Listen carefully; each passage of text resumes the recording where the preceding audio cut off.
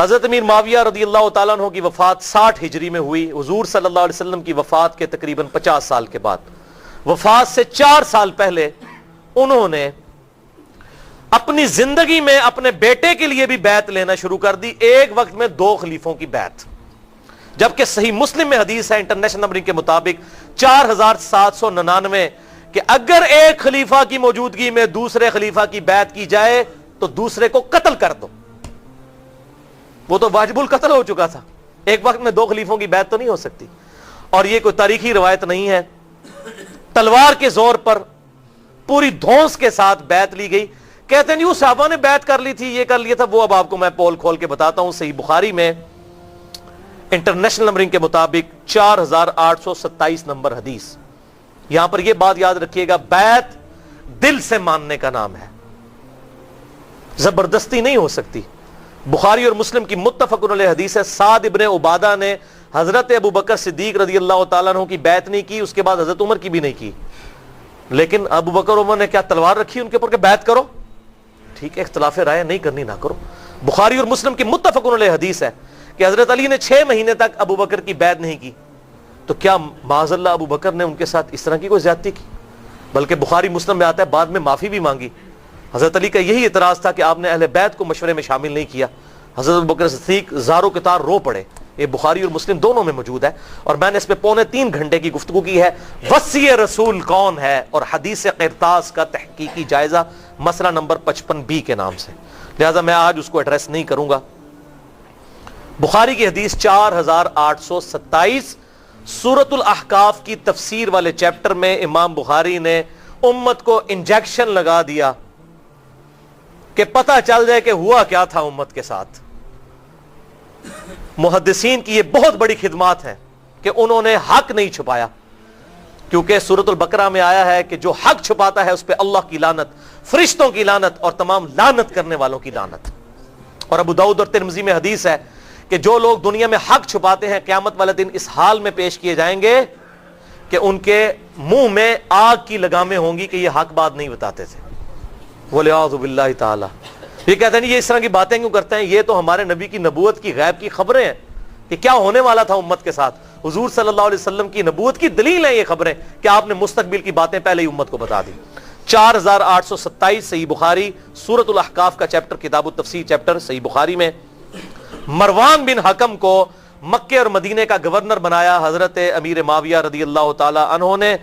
مسجد نبوی میں اس نے روضہ شریف کے بالکل پاس منبر رسول پر خطبہ دینا شروع کیا، اور یہ وہ مروان ہے جو منبر رسول پر روضہ شریف کے پاس یہ لعنت کرتا تھا، علی پر لعنت، علی سے محبت کرنے والوں پر لعنت، وَلِعَاذُ بِاللَّهِ تعالی۔ میں آپ کو حوالے دے چکا، اور مجھے حدیث ابھی میرے ایمان کا تقاضا ہے، ذہن میں چلتے چلتے آ گئی۔ 6229 نمبر حدیث صحیح مسلم میں، اور صحیح بخاری میں بھی 3703 نمبر حدیث ہے حضرت علی کے فضائل کے چیپٹر میں۔ اسی مروان بن حکم نے کسی کو وہاں پر نامزد کیا تو اس نے حضرت سال ابن سعد السعدی کو بلایا، حضرت علی کے فضائل کے چیپٹر میں، بخاری مسلم دونوں میں یہ حدیث ہے، اور کہا کہ آپ منبر پر آ کر ایک دفعہ مولا علی پر لعنت بھیجیں، لعنت کے الفاظ ہیں مسلم میں۔ تو سال ابن سعد السعدی جو پہلے 10 مسلمانوں میں سے تھے، انہوں نے کہا کہ میں حضرت علی پہ لعنت کروں منبر پہ آ کے؟ ان کا اچھا تم یہ کہہ دو کہ ابو تراب پہ اللہ کی لعنت، وَلِعَاذُ بِاللَّهِ۔ ابو تراب کا مطلب ہے مٹی والا، حضرت علی کی یہ کنیت تھی، تو اس نے کہا چلو تم کوڈ ورڈ میں بات کر دو، کہہ دو ابو تراب پہ اللہ کی لعنت، مٹی والے پہ۔ اور یہ حقارت سے بنو امیہ ابو تراب کہتے تھے۔ حضرت سال ابن سعد نے کہہ مارا، انہوں نے کہا واہ واہ، اوے مولا علی تو ابو تراب نام سے اتنا خوش ہوتے تھے، کسی اور نام سے اتنا خوش نہیں ہوتے تھے، اور تم کہہ رہے ہو کہ ابو تراب پہ اللہ کی لعنت۔ پھر وہ ذرا ٹھنڈے پڑے، انہوں نے کہا میں کبھی بھی مولا علی کو گالی نہیں نکالوں گا۔ انہوں نے کہا اچھا بتائیے ابو تراب نام کیسے پڑا حضرت علی کا؟ انہوں نے کہا سنو پھر۔ ایک دفعہ حضرت علی اور حضرت فاطمہ کے درمیان چپکلش ہو گئی، میاں بیوی تھے، حضرت علی ناراض ہو کے گھر سے چلے گئے، مسجد نبوی میں جا کر لیٹ گئے زمین کے اوپر۔ حضور صلی اللہ علیہ وسلم آئے اور کہا فاطمہ کدھر ہے علی؟ ان کا یا رسول اللہ ناراض ہو کے چلے گئے ہیں. آپ صلی اللہ علیہ وسلم نے فرمایا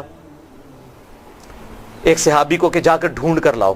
وہ ڈھونڈنے گئے تو حضرت علی لیٹے ہوئے تھے. حضور کو آ کے بتایا, حضور خود تشریف لے گئے.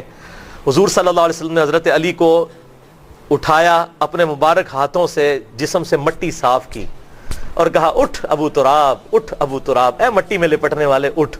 اس دن سے حضرت علی اپنے آپ کو ابو تراب کہتے تھے, حالانکہ آپ کی کنیت ابو الحسن تھی. صحابہ آپ کو ابو الحسن کہتے تھے, وہ کہتے ہیں مجھے ابو تراب کو. جیسے حضرت ابو ہریرہ کو بلیوں والا ابو ہریرہ, نام تو ان کا عبد الرحمن تھا, وہ بلیوں کے بچوں کے ساتھ کھیلتے تھے, اپنے وہ کرتے کی آستین میں ڈالتے تھے. حضور نے کہہ دیا ابو ہریرہ نام مشہور ہو گیا. تو اس طریقے سے ابو تراب ان کا نام پڑ گیا. انہوں نے کہا مولا علی تو اس نام سے خوش ہوتے تھے اور آج تم مجھے کہتے ہو کہ میں ان پر لعنت کروں, والعیاذ باللہ تعالی. بہرحال یہی مروان بن حکم, اس کو حضرت میر معاویہ نے گورنر بنا دیا تھا. اسی خبیث کی وجہ سے حضرت عثمان بھی شہید ہوئے.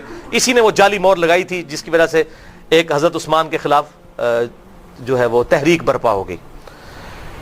اس کو گورنر لگایا. صحیح بخاری 4827. اس نے خطبہ پڑھا مسجد نبوی میں اور کہا کہ یزید بن معاویہ بڑا اچھا آدمی ہے, یزید بن معاویہ بڑا اچھا آدمی. لوگ کہہ رہے ہیں یہ کون سا خطبہ ہو رہا ہے کہ یزید بن معاویہ بڑا اچھا آدمی ہے.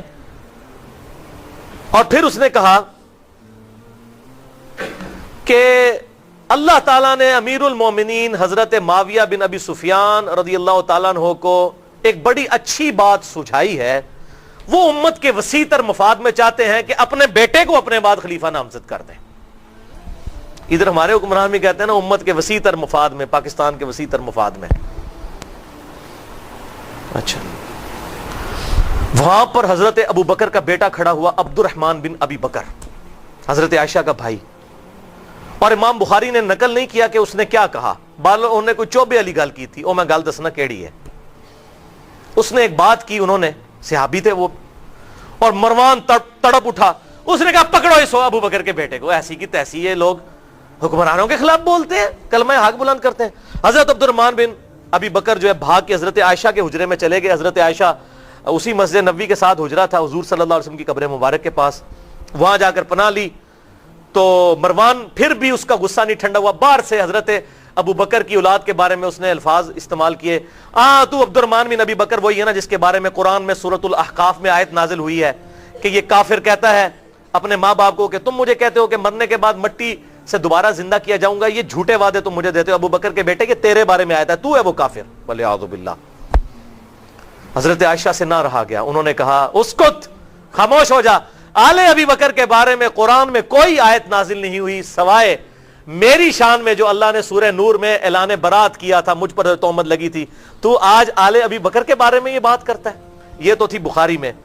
اب اس کی حدیث کا ترک المستدرک للحاکم میں 8483, سنن نسائی الکبریٰ میں 11491, اور تفسیر ابن کثیر میں اسی جگہ پر امام ابن کثیر یہ سارے ترک لے کر آئے.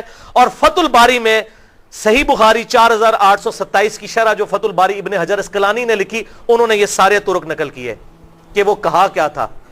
جب اس نے کہا نا اللہ تعالیٰ نے امیر المومنین کو یہ بات سجھائی ہے کہ وہ امت کے وسیع تر مفاد میں اپنی اولاد کو خلیفہ بنانا چاہتے ہیں, تو ساتھ اس نے کہا جیسا کہ ابو بکر نے بھی تو عمر کو خلیفہ بنایا تھا. تکو ذرا, کدھر ابو بکر, حضرت عمر کوئی حضرت ابو بکر کے بیٹے تھے؟ حضرت ابو بکر کے تو 2 بیٹے جوان تھے, محمد بن ابی بکر, عبد الرحمن بن ابی بکر. تو عبد الرحمن بن ابی بکر وہیں بیٹھے تھے. انہوں نے کہا او تو سیدھی طرح کیوں نہیں کہتا تیرا امیر المومنین معاویہ بن ابی سفیان کیسر و کسرا کی سنت کو زندہ کرنا چاہتا ہے, ابو بکر اور عمر کی سنت نہیں. ابو بکر اور عمر نے اپنی اولاد کو نہیں نوازا, اور تیرا امیر المومنین اپنی اولاد کو نوازنا چاہتا ہے. ابو بکر کا بیٹا تھا, جینز ابو بکر کے تھے. جوش میں انہوں نے جب یہ کلاس لی, پھر انہوں نے کہا پڑھو انہوں, بول رہا ہے, اے گل ہوئی سی. پھر وہ چھپ گئے, اور یہاں پر حضرت عائشہ نے پھر اس کو چپ کروایا مروان کو, اور ساتھ ایک بات کہی جو اس حدیث میں موجود ہے, اور کہا مروان تو ابو بکر کی اولاد کے بارے میں بکواس کرتا ہے, تیرے باپ کے بارے میں حضور صلی اللہ علیہ وسلم نے فرمایا تھا حکم پر لعنت, حکم کی اولاد پر لعنت. تو اسی حکم کا بیٹا ہے مروان بن حکم. تو اپنے باپ کی پشت میں تھا جب اللہ کے نبی تجھ پر لعنت کر کے گئے تھے. یہ حضور کی غیبی خبریں الحمدللہ. اور ایک اور غیبی خبر سنیں، مسند ابی یعلا میں انٹرنیشنل نمبر کے مطابق 6461، جسے شیخ البانی بھی صحیح کہتے ہیں، شیخ زبیر علیزئی صاحب بھی ٹھیک کہتے ہیں، کہ سیدنا ابو ہریرہ کہتے ہیں کہ آپ صلی اللہ علیہ وسلم نے ایک خواب دیکھا کہ آپ کے منبر پر بنو حکم، یہی مروان بن حکم اور اس کی اولاد، اچھل کود رہے ہیں، تو حضور بڑے غصے کی حالت میں گھر سے باہر نکلے اور آپ نے کہا کہ میں نے بنو حکم کی اولاد کو اپنے ممبروں پر بندروں کی طرح اچھلتے ہوئے دیکھا ہے، یعنی میرے بعد یہ میرے ممبروں پر آ کر بیٹھیں گے۔ اور حضرت ابو ہریرہ کہتے ہیں اللہ کی قسم اس خواب دیکھنے کے بعد حضور صلی اللہ علیہ وسلم جتنے دن زندہ رہے، چند دن پہلے آپ نے خواب دیکھا، آپ کو کسی نے ہنستے ہوئے نہیں دیکھا، آپ اتنے غمگین ہوئے کہ یہ مستقبل میں ہونا ہے۔ تو آپ صلی اللہ علیہ وسلم نے امت کو پہلے ہی اس حوالے سے خبردار کر دیا۔ اور صحیح بخاری میں 3605 نمبر حدیث ہے، حضرت ابو ہریرہ کہتے ہیں کہ حضور صلی اللہ علیہ وسلم نے مجھ سے ارشاد فرمایا تھا کہ میری امت کی بربادی قریش کے چند نوجوان لڑکوں کے ہاتھوں میں ہوگی، اور حضرت ابو ہریرہ کہتے ہیں میں اگر چاہوں ان لڑکوں کے نام، ان کے قبیلوں کے نام، ان کے ماں باپ کے نام بھی بتا دوں، حضور مجھے بتا کر گئے تھے۔ بلکہ صحیح بخاری میں 120 نمبر روایت ہے، حضرت ابو ہریرہ اسی کانٹیکسٹ میں کہتے ہیں کہ میں نے حضور صلی اللہ علیہ وسلم سے 2 پیالے لیے، ایک تو میں نے تمہیں بتا دیا جو حدیثیں بیان کرتا ہوں، اور ایک چیز ایسی ہے جو تمہیں بتا دوں تم میری گردن کاٹ دو۔ کیوں؟ بنو امیہ حکومت میں تھے، انہی لڑکوں کے نام تو حضور بتا کے گئے تھے، انہوں نے امت کا جنازہ نکالنا ہے، تو تم میری گردن مار دو۔ یہ جو بات صوفی کہتے ہیں جی وہ علم لدنی تھا، وہ علم لدنی نہیں تھا، وہ ان لوگوں کے نام تھے۔ اگر علم لدنی ہوتا تو سلاسل، چشتیہ، قادریہ اور سہروردیہ میں ابو ہریرہ بھی کہیں پر ہوتے، وہ تو ہے ہی نہیں ہے کہیں، ٹھیک ہے جی۔ جس طرح حذیفہ ابن یمان کو منافقین کے نام بتائے، حضرت ابو ہریرہ کو بنو امیہ اور بنو حکم کے ان لونڈوں کے نام، ان لڑکوں کے نام بتائے جنہوں نے امت کا بیڑا غرق کرنا تھا۔ حضرت ابو ہریرہ ڈرتے تھے، اور یہی تمام محدثین نے بخاری کی حدیث 3605 اور 120 کے اندر خود ابن حجر اسقلانی نے بھی لکھا۔ اور علم لدنی پہ میرا لیکچر ہے 55A، اگر کسی کو شوق ہو تو وہ دیکھ سکتا ہے۔ تو ابن حجر اسقلانی نے پھر کئی طرق جمع کیے کہ حضرت ابو ہریرہ پھر دعا کرتے تھے، اے اللہ مجھے 60 ہجری تک باقی نہ رکھنا اور نوجوان لڑکوں کی حکومت سے پہلے پہلے موت دے دینا۔ 60 ہجری میں حضرت میر معاویہ فوت ہوئے اور یزید تخت نشین ہوا، اور 61 ہجری میں ایگزیکٹ 50 سال کے بعد حضور صلی اللہ علیہ وسلم کے دنیا سے جانے کے واقعہ کربلا ہو گیا۔ حضرت ابو ہریرہ کہتے تھے یا اللہ مجھے موت دے دینا۔ 59 ہجری میں حضرت ابو ہریرہ فوت ہوئے، انہوں نے وہ 60 ہجری والا زمانہ نہیں پایا۔ یہ سارے طرق ابن حجر اسقلانی نے نقل کیے انہی حدیث کے تحت، بلکہ مشکات میں انٹرنیشنل نمبر کے مطابق 3716 اور مسند احمد میں 8302 نمبر حدیث ہے، جلد 2 صفحہ 326 پر، کہ آپ صلی اللہ علیہ وسلم نے فرمایا کہ 70 کی دہائی کے آغاز سے اور 60 ہجری میں لڑکوں کی حکومت سے اللہ کی پناہ طلب کرو۔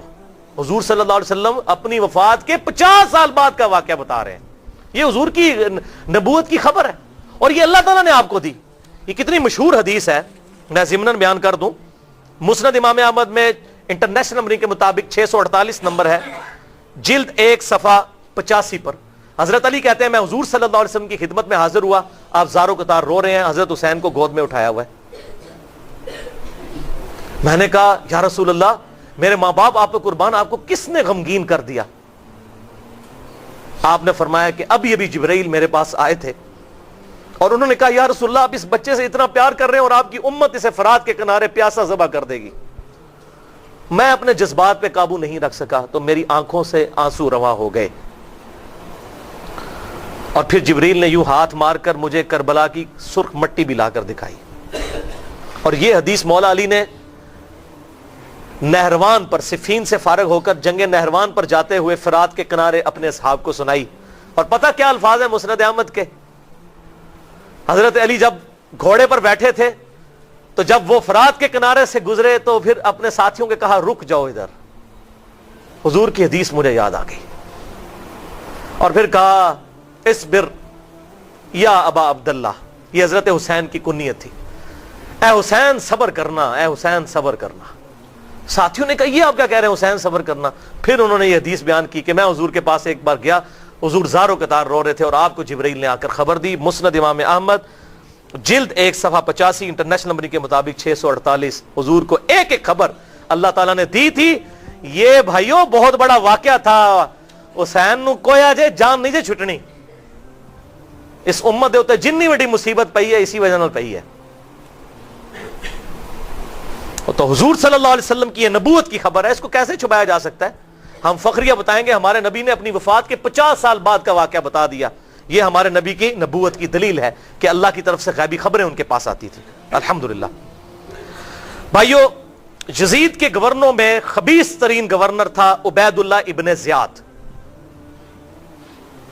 اب اس کے اوپر میں بیان کروں صرف عبید اللہ ابن زیاد کس طریقے سے میدان عمل میں اترا تو یہ پورا 1 گھنٹے کا چیپٹر ہے، میں اس کو سکپ کرتا ہوں.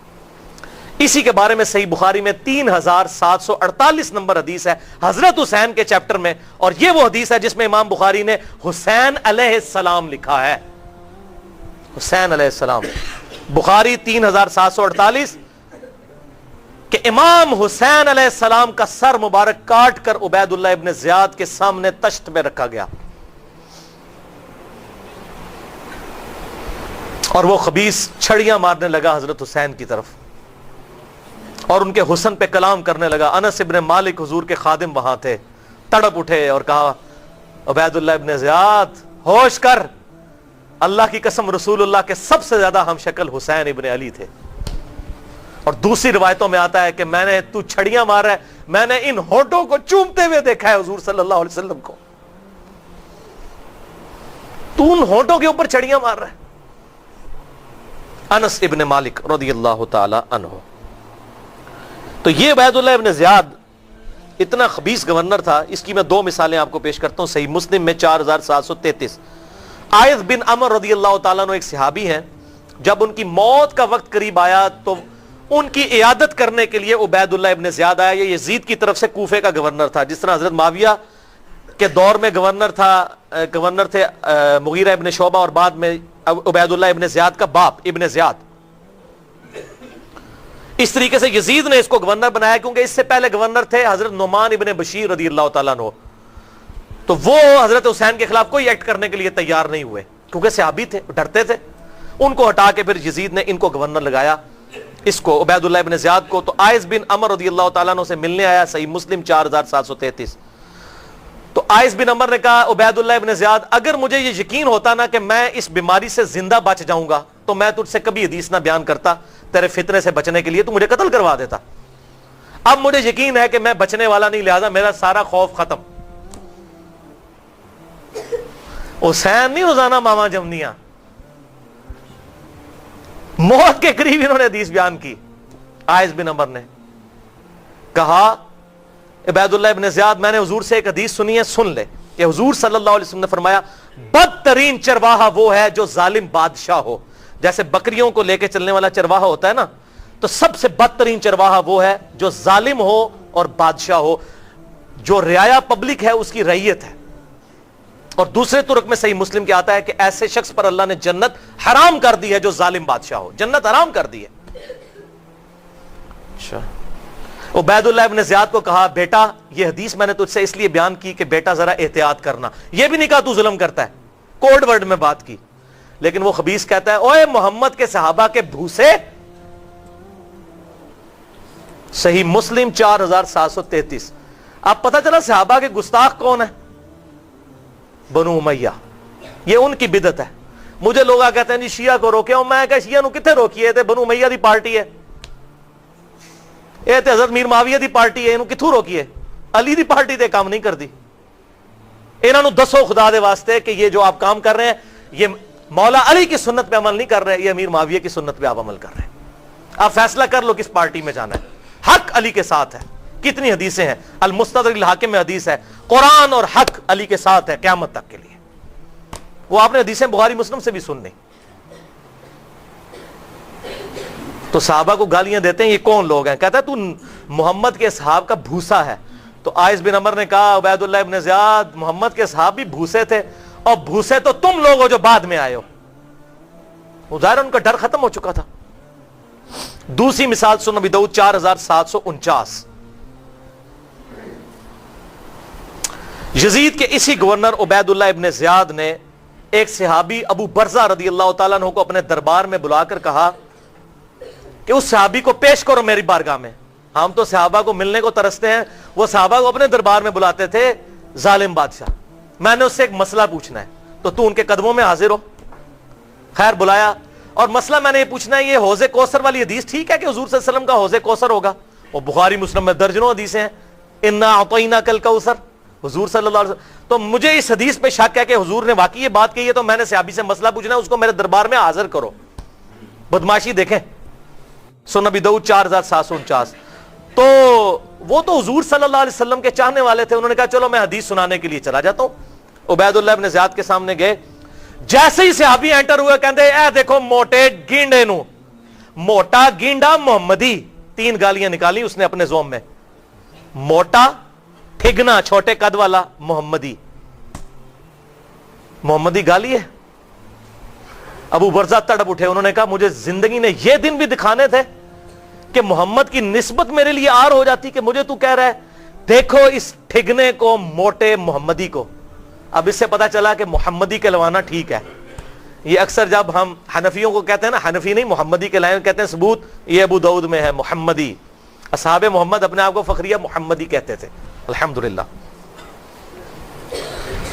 پھر کہنا نہیں نہیں حضور گرم کیوں ہوندے ہو، ٹھنڈے ہو جاؤ. نہیں نہیں تسی بڑے چنگے بندے ہو، دسو یہ والی بات کہ یہ اب حوض کوثر والی حدیث. انہوں نے کہا ہاں ہے حوض کوثر والی حدیث، اور میں نے حضور صلی اللہ علیہ وسلم سے بارہا سنی، اور اللہ تعالیٰ اس کو حوض کوثر سے نہ پلائے جو اس حدیث کو نہیں مانتا. اور وہاں سے غصے کی حالت میں یہ بات کرتے ہوئے نکل گئے. وہ بیسیکلی اسے بدعا دے رہے تھے کہ اللہ تجھے نہ حوض کوثر سے پلائے. اور ایسے ہی ہوگا، بخاری اور مسلم کی متفق حدیث ہے، میرے حوض کوثر پہ ایسے لوگ آئیں گے جن کو دھتکار دیا جائے گا، اور مجھے بتایا جائے گا آپ کے بعد آپ کے دین میں انہوں نے بدعتیں جاری کی. میں کہوں گا سحقا سحقا لمن غیر بعدی، ان پر پھٹکارو، ان کو مجھ سے دور کر دو جنہوں نے میری وفات کے بعد میرے دین کو بدل دیا. اور صحیح بخاری میں موجود ہے، اس میں اولین وہ لوگ مراد ہیں جو حضور کی وفات کے بعد صحابہ اکرام کے خلاف مرتد ہو گئے تھے. یعنی وہ اصحاب جو حضور کی زندگی میں تو صحابی تھے، بعد میں مرتد ہوئے، جیسے منکرین زکات اور حضرت ابوبکر کے خلاف کھڑے ہونے والے لوگ. یہ بیسیکلی اس میں الفاظ ہیں اصحابی اصحابی. میں کہوں گا یا اللہ یہ میرے صحابہ ہیں، میرے صحابہ ہیں. کہا جائے گا یہ آپ کے صحابہ کہاں رہ گئے، آپ کے بعد تو یہ مرتد ہو گئے تھے. اور سن دارمی میں حدیث ہے، جب یہ آیت نازل ہوئی اذا جاء نصر اللہ والفتح، تو حضور صلی اللہ علیہ وسلم نے کہا کہ میری وفات کے بعد اسی طریقے سے لوگ گروہ در گروہ دین سے نکل بھی جائیں گے جیسے داخل ہوئے. اس میں میری پوری گفتگو ہے مسئلہ نمبر 96 ان 8 لیکچرز میں. بہرحال یہ بدعت کبریٰ صحابہ کی گستاخی کی. اب ایسی بھیانک صورتحال میں بھائیوں مجھے بتائیں حضرت حسین کیا کرتے؟ کسی مولوی کا فتویٰ نہیں چاہیے. میں امیر المومنین جن کے نام پر یہ مسجد ہے، سیدنا عمر ابن خطاب رضی اللہ تعالیٰ عنہ کا فتویٰ صحیح بخاری سے پیش کرنے لگا ہوں. کسی محدث کے فتوے کی ضرورت نہیں، کسی مفتی کے فتوے کی ضرورت نہیں، کسی محقق کے فتوے کی ضرورت نہیں ہے. حضرت عمر کا فتویٰ صحیح بخاری 6830، بخاری میں بڑی لمبی حدیث ہے. حضرت عمر کو کسی نے آگے بتایا کہ لوگ، آپ کے آخری حج تھا، اس کے بعد آپ پھر شہید ہو گئے، لوگ آپ کی غیر موجودگی میں یہ باتیں کرتے ہیں کہ جب عمر مر جائے گا تو ہم فلاں شخص کو اپنا خلیفہ بنا لیں گے. وہ فلاں کا نام نہیں آیا، لیکن وہ پتہ ہی ہے کہ کون لوگ تھے. تو حضرت عمر نے کہا یہ کیا کہہ رہے ہیں کہ ہم اپنی مرضی سے بنا لیں گے مسلمانوں کے مشورے کے بغیر؟ پھر اور یہ بھی یاد رکھیے گا، حضرت ابوبکر نے جب حضرت عمر کو بنایا تھا سارے اصحاب سے مشورہ کیا تھا، خود نہیں انہوں نے ڈکٹیٹرشپ کی، پورے مشورے کے ساتھ بنے تھے. حضرت عمر نے بھی 6 رکنی کمیٹی بنائی، کسی ایک بندے کو نامزد نہیں کیا، اور اس کمیٹی میں بھی آخر میں حضرت علی اور عثمان بچ گئے تھے، اور وہی پھر ترتیب سے خلفائے راشدین بھی بنے. تو صحیح بخاری 6830 نمبر حدیث. تو حضرت عمر نے پھر بڑا لمبا خطبہ دیا، اس میں آپ نے بڑے غصے کی حالت میں اور کافی باتیں بیان کی. اس میں ایک بات انہوں نے کی، دیکھنا، خیال رکھنا کوئی بھی شخص بغیر مسلمانوں کے مشورے کے اور اتفاق رائے کے تم پر مسلط نہ ہو جائے، ورنہ اس کا انجام قتل و غارت ہوگا. دیکھنا کسی کو زبردستی اپنا حکمران نہ بننے دینا. اور آپ بخاری سن چکے، 4827 تلوار کے زور پر بیعت لی گئی، ایک خلیفہ کی زندگی میں دوسرے خلیفہ کی. کہتے ہیں جی صحابہ متفق ہو گئے تھے. میں ابھی بتاتا ہوں کیسے متفق ہوئے. بھائیو، بلی کے گلے میں گھنٹی کون باندھے؟ جڑا کون بنے؟ مرد کا بچہ کون بنے؟ حسین، جس کے جینز پروفٹ کے جینز تھے، جن کا خون نبی کا خون تھا. وہ تھے آپ صلی اللہ علیہ وسلم کے بہاف پہ امت کے رہنما. اور ظاہر رہنما شخصیات ہی سامنے آئیں گی. اور قرآن کا حکم سن لیں، سورۃ المائدہ آیت نمبر 63، لولا ینہاہم الربانیون والاحبار. اللہ تعالیٰ یہود و نصارہ کو ٹانٹ کرتا ہے، تانا دیتا ہے کہ ان کے جو اللہ والے بنتے پھرتے ہیں اور ان کے جو علماء ہیں، ان کے بزرگ، کیوں نہیں روکتے اپنی پبلک کو ان قولہم العظم، گناہ کے کاموں سے، وَأَكْلِهِمُ السُّحْتِ اور حرام خوریوں سے۔ علماء کی ذمہ داری ہے روکے، لَبِئْسَ مَا كَانُوا يَصْنَعُونَ، کتنے برے کام وہ کرتے ہیں۔ تو علماء کی ذمہ داری ہے، اور اس وقت امت کے سب سے بڑے عالم کون تھے؟ حسین ابن علی، آن دا بہاف آف پروفٹ، آل محمد صلی اللہ علیہ وسلم کے جو ہے وہ سرکردہ سب سے بڑے وہی تھے۔ صحیح مسلم میں حدیث ہے، کتاب الایمان چیپٹر میں 177 نمبر، کہ بنو امیہ کا گورنر مروان بن حکم، وہی مروان جس نے حضرت عثمان کی شہادت کا سبب بنا، اس نے عید کی نماز سے پہلے ہی خطبہ شروع کر دیا۔ حالانکہ عید کی نماز میں خطبہ بعد میں ہوتا ہے، پہلے نماز بعد میں خطبہ۔ تو بعد میں خطبہ تو لوگ سنتے نہیں تھے، خطبے میں ہوتا تھا علی پر لعنت، علی سے محبت کرنے والے لوگ ایسے تو آڑے تے لعنت، تہاڈی تقریر ہی نہیں سن دے، جمعے دی تے مجبوراً سننے ہیں، عید دی کیوں سنیے؟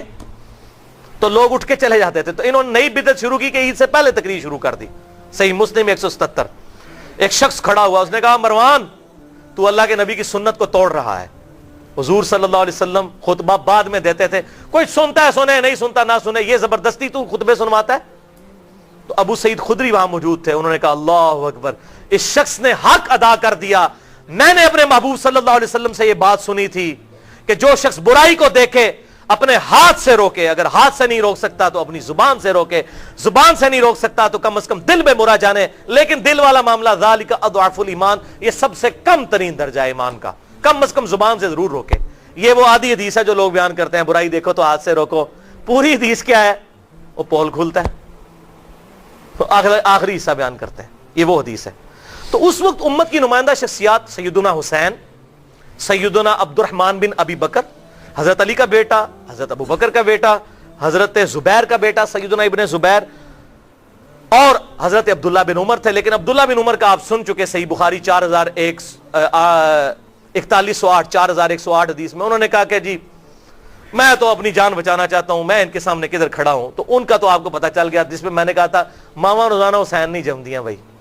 لیکن یہ باقی لوگ، انہوں نے ابن عباس، حضرت عباس کے بیٹے، ان چار بندوں نے بیعت نہیں کی، نہ ابن زبیر نے، نہ ابن علی یعنی حسین، نہ ابن عباس، اور نہ ابن ابی بکر یعنی عبد الرحمن رضی اللہ عنہم اجمعین۔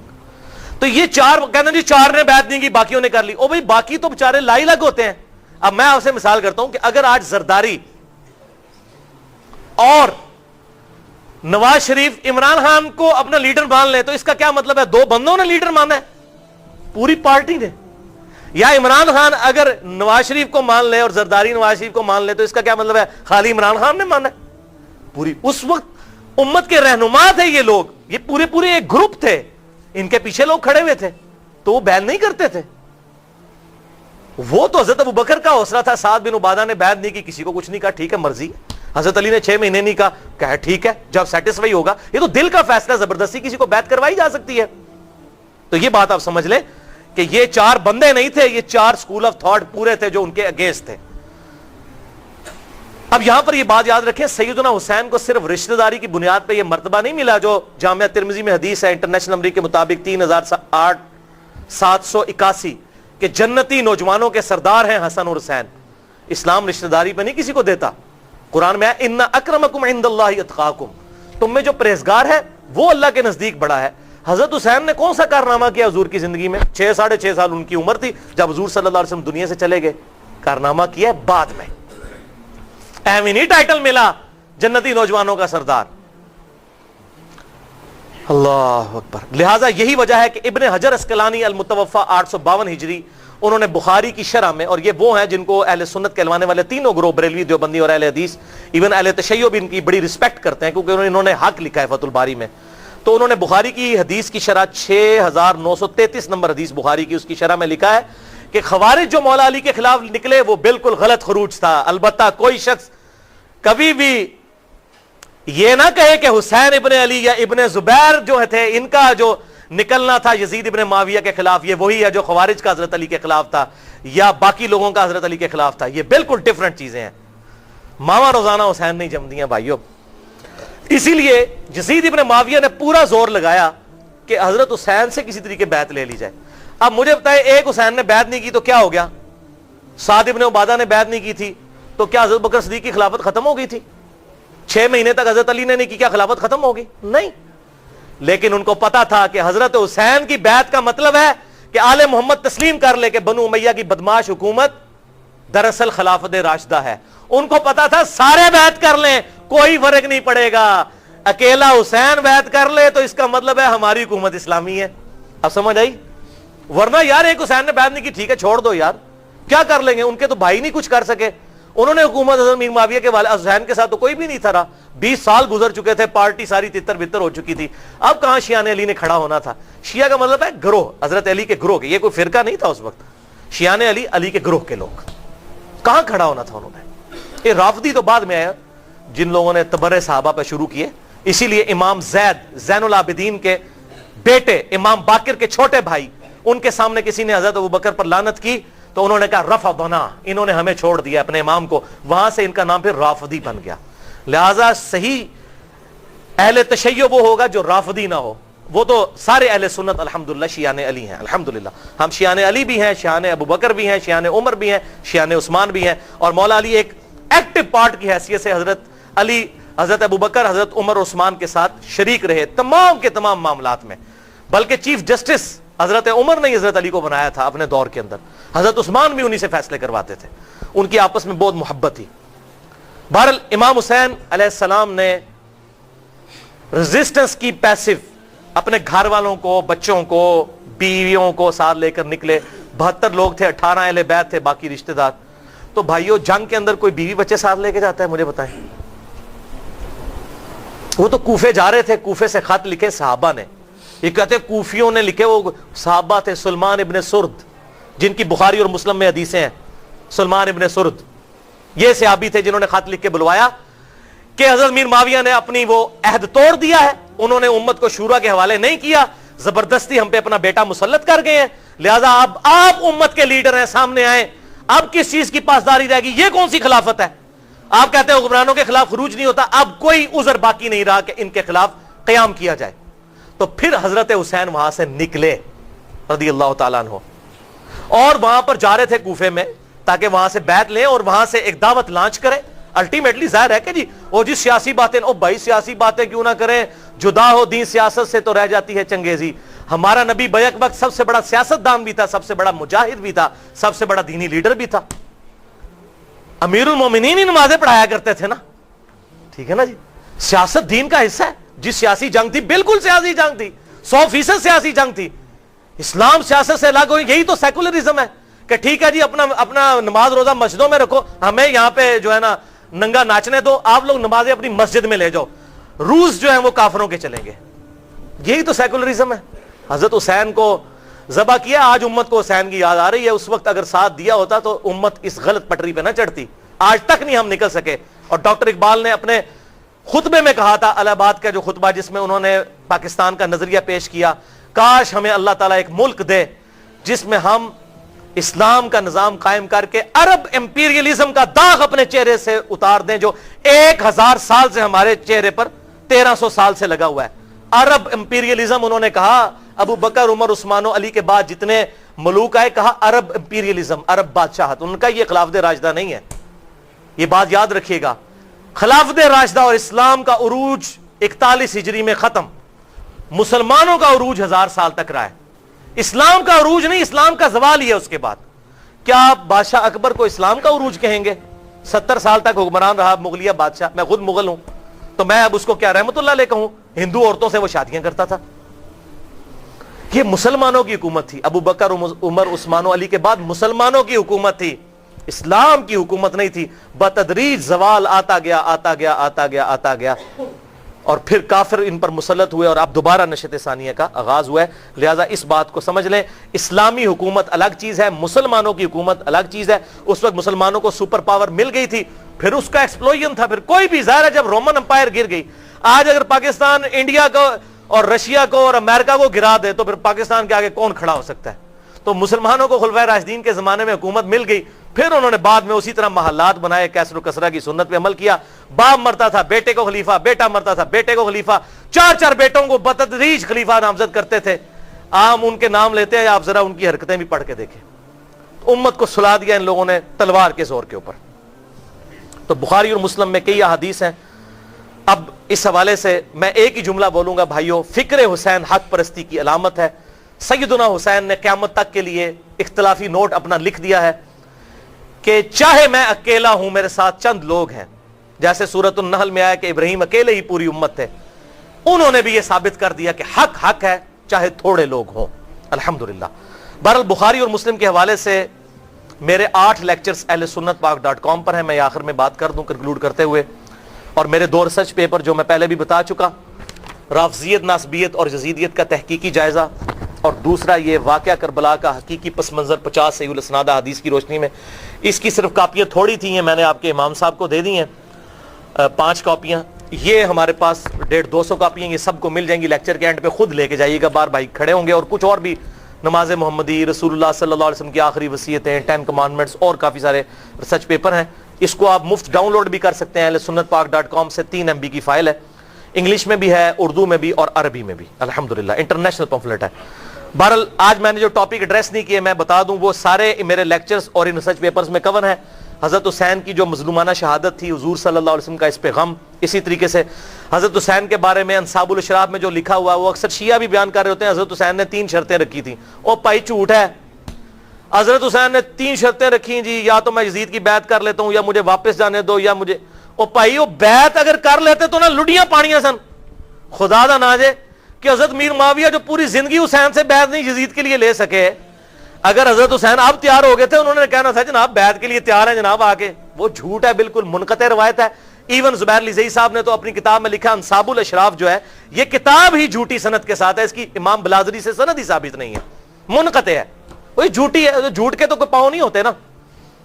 اسی طریقے سے یزید پہ قسطنطنیہ کی بشارت فٹ کرتے ہیں جی، وہ پہلا لشکر، وہ پہلے لشکر میں ہے نہیں تھا، میں نے بخاری سے ابو داؤد سے ثابت کیا ہے، اسی پمفلٹ پہ یہ آپ کو مل جائے گا، کہاں وہ پہلے لشکر میں شامل تھا، کوئی جنت کی بشارت نہیں، میں اس کو دوست کی نہیں کہہ رہا، لیکن جنت کی بشارت اس پہ فٹ نہیں، کلمہ گو ہے، اگر اللہ تعالیٰ نے معاف کیا جنت میں جائے گا، ہمیں کون سا مسئلہ ہے، ٹھیک، لیکن جو کچھ کیا وہ برے کرتوت اس کے برے ہیں، ٹھیک ہے۔ اور جی لعنت نہ بھیجیں، صحیح بخاری میں مسلم میں موجود ہے، جو اہل مدینہ کو ڈرائے دھمکائے اس پہ اللہ کی لعنت، فرشتوں کی لعنت، تمام لعنت کرنے والوں کی لعنت، ہمیں بھیجنے کی ضرورت ہے، جس نے اہل مدینہ سے ظلم کیا خود لعنت اس نے کمائی، کوئی جھوٹ بولتا ہے میں اس کو لعنتی کہوں نہ کہوں، اللہ کی لعنت کا مستحق ہے، لعنت اللہ علی الکاذبین، اللہ تو خود بھیجے۔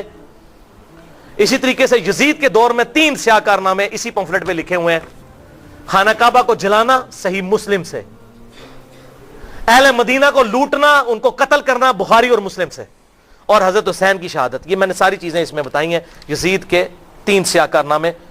آخر میں اب ایک حدیث بیان کرنے لگا ہوں جس کی وجہ سے میں نے یہ مہم کھڑی کی اور پوری دنیا میں آگ لگ گئی ہے۔ یہ پمفلٹ میں نے ڈاکٹر ذاکر نائک کے خلاف لکھا تھا، میں ان کی بڑی عزت کرتا ہوں اور دنیا پہ اللہ کی حجت مانتا ہوں انہیں، انہوں نے جب وہ بات کی تھی تو ان کے خلاف میں نے یہ پمفلٹ لکھا، انگلش میں بھی ان کو علمی طریقے سے پوائنٹ آؤٹ کیا میں نے کہ آپ بھائی غلطی پر ہیں، آپ تو امام ابن تیمیہ اور وہ صلاح الدین یوسف صاحب کی لکھی ہوئی تاریخ پڑھ رہے ہیں، یہ بخاری مسلم پڑھیں کہ کہاں پہ یزید جو ہے وہ اس پہ قسطنطنیہ فٹ ہے، خدا کے لیے مولویوں کی کتابوں سے نکل کے، اور پھر اب اسے سوال ہوا، اس نے کہا جی امام غزالی نے لکھا ہے، فلاں نے لکھا ہے، ویسے آپ کہتے ہیں قرآن حدیث پڑھو، جب یزید دی واری تے امام غزالی نے تو تسی صوفی نو مسلمان بھی نہ سمجھتے، تو ہن غزالی دے کول جا رہے ہو۔